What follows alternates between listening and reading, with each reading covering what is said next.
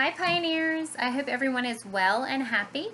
I am Mrs. Duelks from 3rd grade and I'm here to read the story The Greedy Triangle. I selected this story because it talks about all the different shapes that we learn in 3rd grade math. I hope you enjoy The Greedy Triangle.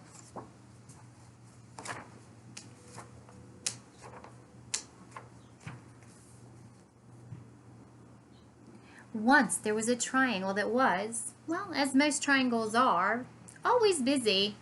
The triangle spent its time holding up roofs, supporting bridges, making music in a symphony orchestra, catching the wind for sailboats, being slices of pies and halves of sandwiches, and much, much more. The triangle's favorite thing, however, was to slip into place when people put their hands on their hips. That way I always get to hear the latest news, it said, which I can go and tell my friends. The triangle's friends liked to hear the news. One day the triangle began to feel dissatisfied. Oh, I'm tired of doing the same old things. There must be more to my life. So the triangle went to see the local shapeshifter. How may I help you?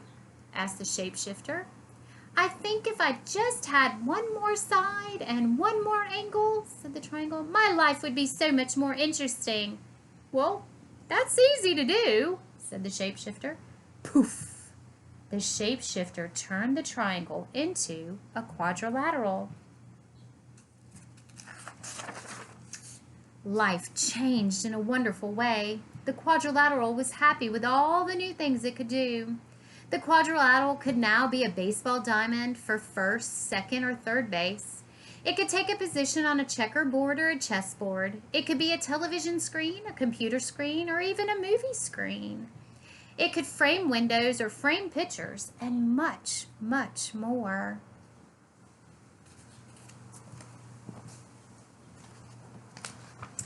The quadrilateral's favorite thing, however, was to be the pages of a book. Oh, I learned so many interesting stories that way, it said, which I can go and then tell all of my friends. The quadrilateral's friends liked hearing the stories.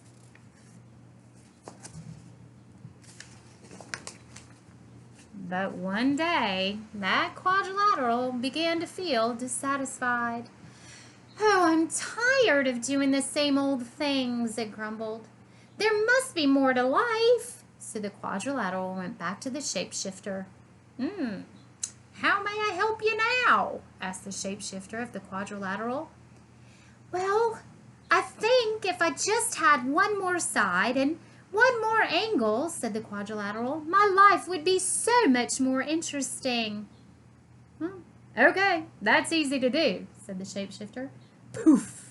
The shapeshifter turned the quadrilateral into a pentagon. Life changed in a wonderful way, and the pentagon was happy with all of the new things it could do. On a baseball diamond, the pentagon could be the home plate. It could be a section on a soccer ball, or appear inside whenever someone drew a 5-pointed star. The Pentagon's favorite thing, however, was to be the headquarters of the United States military near Washington, D.C. Oh, I hear all the top secrets that way, it said. It's too bad I can't tell them to my friends. The Pentagon's friends couldn't help but feeling left out. After a while, time seemed to pass slowly for that Pentagon, and it became dissatisfied. Oh, I'm tired of doing the same old things. There must be more to life. So you guessed it, that Pentagon went back to the shapeshifter. Oh boy, so here you are again, said the shapeshifter to the Pentagon. Now what would you like to be? Oh, I think if I just had one more side and one more angle, said the Pentagon, my life would be so much more interesting. Well, that's pretty easy to do, said the shapeshifter, and poof, that shapeshifter turned the Pentagon into a hexagon. Life changed again in a wonderful way. The hexagon was happy with all of the new things it could do. The hexagon fit in as a floor tile in houses and patios, and fancy crackers at parties and picnics. It worked as the socket of certain bolts and the prongs of certain wrenches. The hexagon's favorite thing, however, was to be a cell in a beehive. Oh, I just love watching the bees as they buzz in and out. The hexagon spent so much time in the beehive that it was way too busy to talk to its friends. And the friends of the hexagon couldn't help but feeling ignored. Again and again, the shape became restless, dissatisfied, and unhappy with its life. Again and again and again, he went back to that shapeshifter.